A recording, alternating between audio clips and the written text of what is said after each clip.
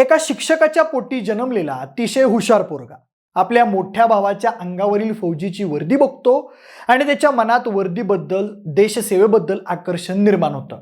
पण तो ठरवतो, मोठा भाऊ सैन्यात राहून बॉर्डरचं रक्षण करतोय तर मी IAS होऊन इथं समाजाची सेवा करणार. प्रगल्भ बुद्धिमत्ता पाहता तो UPSCची एक्झाम नक्की क्रॅक करेल असं सगळ्यांना वाटलं होतं.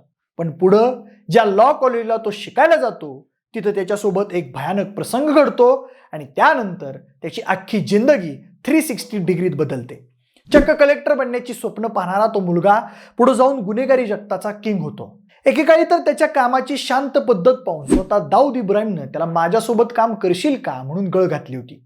त्यानं दाऊदबर काम केलंही, पण नंतर 1993 साली बॉम्बस्फोटानंतर त्यानं छोटा राजनसारखी दाऊदची साथ सोडली आणि तो छोटा राजनला दाऊदच्या विरुद्ध मदत करू लागला. ही गोष्ट आहे बबलू श्रीवास्तवची. नमस्कार, मी प्रथमेश आणि तुम्ही पाहताय विशेष भारी. बबलू श्रीवास्तवचं खरं नाव ओम प्रकाश श्रीवास्तव असं आहे. तो UPच्या गाझीपूर इथला रहिवाशी. सामान्य कुटुंबात जन्मलेला बबलू सुरुवातीपासून अभ्यासात खूप हुशार गडी, कायम नंबरात असायचा. त्यामुळे घरच्यांना त्याच्याकडून खूप अपेक्षा होती. बबलू सुद्धा प्रामाणिकपणे त्याचा अभ्यास करून चांगले मार्क मिळवायचा. दरम्यान त्याचा मोठा भाऊ विकास श्रीवास्तव भारतीय सैन्य दलात भरती झाला आणि एक एक मोहीम सर करत शेवटी कर्नल पदापर्यंत जाऊन पोहोचला. तो जेव्हा जेव्हा सुट्टीला घरी यायचा तेव्हा तेव्हा तो वर्दी घालून यायचा. आपल्या भावाचा वर्दीतला रुबाबदारपणा बबलूला खूप अट्रॅक्ट करायचा. त्याच्या भावामुळे वर्दी आणि देशसेवेबद्दल आकर्षण निर्माण झालं. त्यानं ती इच्छा घरात बोलून दाखवली की मला सैन्यात भरती व्हायचंय. तेव्हा वडिलांनी त्याला सांगितलं, तो अभ्यासात हुशार आहेस, सहज कोणतीही पोस्ट काढशील, तू तुझं ग्रॅज्युएशन कंप्लीट करून IASच्या परीक्षेचा अभ्यास कर. त्याने विचार केला, चलो ये भी सही है. दरम्यान ग्रॅज्युएशन पूर्ण केल्यानंतर बबलूनं कायद्याच्या शिक्षणासाठी लखनौच्या लॉ कॉलेजला ऍडमिशन घेतलं. तिथं तो कायद्याचं शिक्षण घेऊ लागला. परंतु त्या लॉ कॉलेजमध्ये ती एक घटना घडली आणि बबलू श्रीवास्तव नावाच्या सज्जन माणसानं गुन्हेगारी क्षेत्रात पाऊल ठेवलं. त्याचं झालं असं, 1982 साली त्याच्या कॉलेजमध्ये निवडणुकीचं वातावरण होतं. बबलूचा मित्र नीरज जैन हा त्या JSच्या निवडणुकीसाठी उभा होता. त्यानं बबलूला नको असताना पण स्वतःचा प्रचार करण्याची गळ घातली. नाईलाजास्तव बबलू तयार झाला आणि त्यानं नीरजचा प्रचार करायला सुरुवात केली. बबलूच्या पुढाकारामुळे नीरजचं पारडं जड होते असं विरोधकांना दिसू लागलं. मग विरोधी गटातील काही विद्यार्थ्यांनी एके दिवशी कॉलेजमध्ये धिंगाणा घातला. दोन्ही गटाकडून एकमेकांना चोख उत्तर देण्यात आलं. पण त्या भांडणादरम्यान एका मुलाच्या पोटात कोणीतरी चाकू उपसला. दुर्दैवानं तो पोरगा होता लखनौचा तत्कालीन डॉन अरुण शंकर शुक्ला याचा साथीदार. तेव्हा लखनौमध्ये अरुण शंकर शुक्ला उर्फ अण्णाचा भयंकर दबदबा होता. घराघरात त्याची दहशत होती. मिर्झापूर वेबसिरीज मधल्या कालीन भैयासारखी. अगदी पोलिसांवरही त्याचा वचक होता. अण्णाला कॉलेजमध्ये घडलेली ती घटना कळली आणि त्याचा पारा हाय झाला. त्यानं तत्काळ पोलिसांवर दबाव आणून त्या घटनेची FIR नोंद केली. त्या खोट्या गुन्ह्यात अडकवून बबलूला जेलमध्ये पाठवलं. आपल्याला न केलेल्या गुन्ह्याची शिक्षा मिळते ही गोष्ट बबलूला काही पटली नाही. पण आज जेलमध्ये बसून चरपडत राहण्यापेक्षा तो दुसरं काहीच करू शकत नव्हता. दरम्यान काही दिवसांनी बबलू जेलमधून बाहेर आला. पण अण्णानं पुन्हा एकदा त्याला चोरीच्या खोट्या गुन्ह्यात अडकवून जेलमध्ये टाकलं. अण्णा तेव्हा पोलिसांना दबावात येऊन ते कांड करत होता असं म्हटलं जातं. बबलूला जेव्हा ही गोष्ट कळली की या सगळ्याच्या मागं अरुण शुक्ला म्हणजेच अण्णाचा हात आहे, त्या दिवसापासून त्याच्या मस्तकाची शिर हल्ली. तो बदल्याच्या भावनेनं पेटून उठला. काही करून अण्णाचा गेम करायचा हे त्याच्या डोक्यात पक्क बसलं. नंतर पुढे शिक्षा बघून तो जेलमधून बाहेर आला आणि थेट राम गोपाल मिश्राची भेट घेतली. राम गोपाल मिश्रा हा त्या काही अरुण शंकर शुक्ला म्हणजेच अण्णाचा कट्टर विरोधी होता. दोघांच्या गँगमध्ये सातत्यानं काही ना काही कारणावरून राडे व्हायचे. त्यांच्यातल्या गँग वॉरमध्ये काही जणांनी आपला जीवही गमावला होता.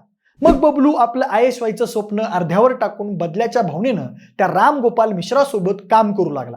त्यानं गुन्हेगारी जगतातले सगळे छक्के पंजे समजून घेतले. पण ज्यासाठी तो राम गोपाल मिश्राच्या गँगमध्ये सामील झाला होता त्याच्या उलट काम मिश्रानं केलं. त्याचं झालं असं, एके दिवशी अण्णाच्या आईनं मिश्रा आणि अण्णामधली भांडणं कायमची मिटवली. त्यांच्यात समेट घडवून आणली. ती गोष्ट बबलूला खटकली आणि त्यानं मिश्राची गँग सोडली. पुढे बबलूनं स्वतःची नवी गँग बनवली. बबलूची गँग तेव्हा किडनॅपिंगचं काम करायची. त्या किडनॅपिंगच्या कामामुळे बबलूची UP भागात बेकार दहशत वाढली. पुढे त्यानं ते किडनॅपिंगचं जाळं उत्तर प्रदेश पुरतं मर्यादित ठेवलं नाही तर बिहार, मध्य प्रदेश आणि महाराष्ट्रापर्यंत आणून पोहोचवलं. त्यानं अनेक लहान सहान टोळ्या बनवल्या होत्या. त्या टोळ्यांमार्फत अपहरण करून तो लोकांकडून खंडणी गोळा करायचा. दरम्यानच्या काळात बबलूला किडनॅपिंग किंग म्हणून ओळख मिळाली. पोलीस रेकॉर्डवर त्याचं नाव ठळक अक्षरात दिसू लागलं. त्याच्या काळ्या कृत्याची यादी वाढतच गेली. जनतेत त्याच्याबद्दल रोष वाढला आणि युपी सरकारनं पोलिसांना बबलूला बेड्या ठोका म्हणून आदेश दिले. त्यानुसार पोलिसांनी त्याचा तपास सुरू केला. ती खबर बबलूला कळाली आणि काही काळ त्यानं भारतातलं बस्तान हलवायचं ठरवलं. पुढे तो नेपाळमध्ये पळून गेला. नेपाळमध्ये गेल्यानंतर बबलूची नेपाळी माफिया डॉन मिर्जा दिलशाद बेग यांच्याशी संबंध आला आणि त्यांच्यात जवळीक वाढली. पुढे बेग यांच्या सांगण्यावरून तो 1992 साली दुबईला जाऊन पोहोचला. मिर्जा दिलशाद बेगनं त्याला थेट दाऊद इब्राहिमची गाठ घालून दिली. असं सांगितलं जातं की मिर्जा दिलशाद बेग हा दाऊदच्या इशाऱ्यावर भारताविरुद्ध गुप्तहेराचं काम करायचा. दाऊदच्या भेटीनंतर बबलूची ताकद आणखी वाढली, पण दाऊदनं त्याला किडनॅपिंग सोडून स्मगलिंगच्या धंद्यात सामील करून घेतलं. दाऊदला पहिल्या भेटीतच बबलूच्या शातीर दिमागाची कल्पना आली होती. हाच माणूस आपला स्मगलिंगचा धंदा सांभाळू शकतो असंही दाऊदला वाटलं. दरम्यान विलायती बंदुका, बॉम्ब आणि ड्रग्सच्या तस्करीत तो दाऊदला साथ देऊ लागला. त्याच काळात दाऊद आणि छोटा राजन यांच्यात फाटायला सुरुवात झाली होती. छोटा राजनबद्दल दाऊदचे इतर सहकारी त्याचे उलटसुलट कान भरत होते. छोटा राजनला ती खबर लागली होती, पण तो सबुरीनं घेत होता. पण 1993 साली मुंबईत झालेल्या बॉम्ब हल्ल्यानं छोटा राजन आणि बबलू दोघांचा बाण झाला. त्या सिरियल ब्लास्ट हल्ल्यात तेव्हा शेकडो लोकांचा मृत्यू झाला होता आणि तो ब्लास्ट दाऊद इब्राहिमनं पाकिस्तानच्या साथीनं घडवून आणल्याचं बोललं जात होतं. त्या ब्लास्टचा मास्टर माइंड दाऊद इब्राहिम आहे हे समजल्यावर बबलूला धक्का बसला.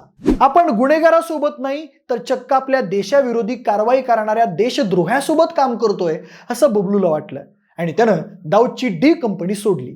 त्याच्यासारखंच छोटा राजननं पण दाऊदची साथ सोडली. दरम्यान बबलू छोटा राजनसाठी काम करू लागला असं म्हटलं जाऊ लागलं. म्हणजे त्याचं झालं असं, तेव्हा छोटा राजन दाऊदच्या नरडीचा घोड घेण्यासाठी असूसला होता. त्यावेळी जो कोणी दाऊदला मदत करेल त्याला राजन संपवत होता. एकदा नेपाळमध्ये तो दाऊदवर हल्ला करणारच होता, पण मिर्जा दिलशाद बेगनं त्याला पळून जाण्यात मदत केली.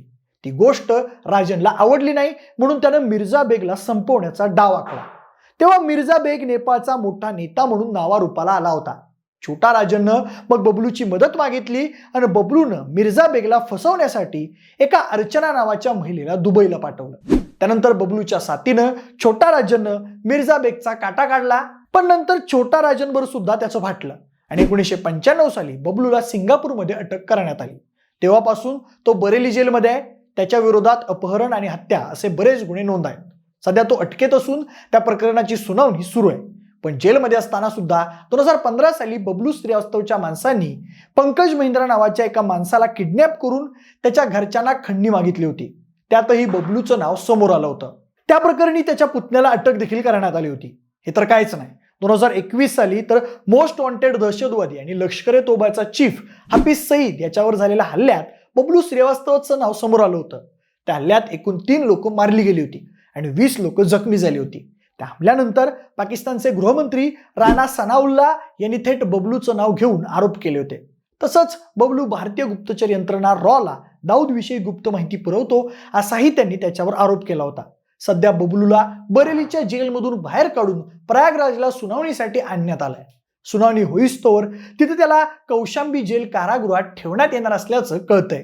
पण बबलू बरेली जेलमधून बाहेर येण्यास तयार नव्हता असं सांगितलं जात आहे. त्यानं व्हिडिओ कॉन्फरन्सिंगद्वारे सुनावणी घेण्यासाठी अपील केली होती, कारण त्याला भीती होती की त्याचीही प्रयागराजमध्ये अतिक अहमद सारखी हत्या होऊ शकते. कारण सध्या गुन्हेगारांच्या गाड्या पलटण्यापासून त्यांच्या हत्या व्हायचं प्रमाण वाढलंय असं त्याला वाटतंय.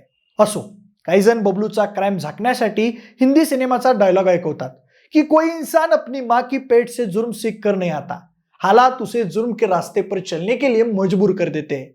तसं फिलॉसॉफिकली ते वाक्य ऐकायला चांगलं असलं तरी गुन्हेगारीच्या मार्गावर चालणारा प्रत्येक माणूस हा गुन्हेगारच असतो, हे आपल्याला विसरून चालणार नाही. बाकी तुम्हाला बबलू श्रीवास्तवची ही कहाणी कशी वाटली ते आम्हाला कमेंट करून नक्की सांगा. जर हा व्हिडिओ आवडला असेल तर लाईक आणि शेअर करा. सोबतच आपले विशेषवारी या यूट्यूब चॅनलला देखील सबस्क्राईब करा. आणि जर हा व्हिडिओ तुम्ही फेसबुकवर पाहत असाल तर तिथेही आम्हाला फॉलो करायला अजिबात विसरू नका. धन्यवाद.